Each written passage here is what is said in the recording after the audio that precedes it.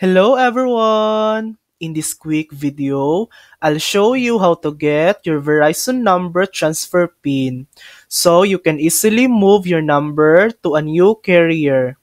First, make sure you have a standard monthly account and that you're either the account owner or manager.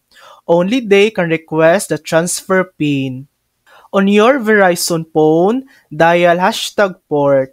You'll receive a text with a link to generate your transfer PIN. Tap the link and sign in to My Verizon.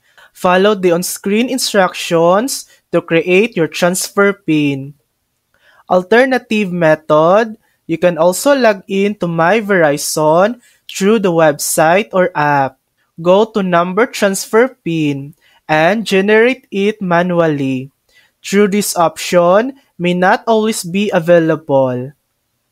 If you run into issues, call Verizon Customer Service or visit a Verizon store for help. And that's it.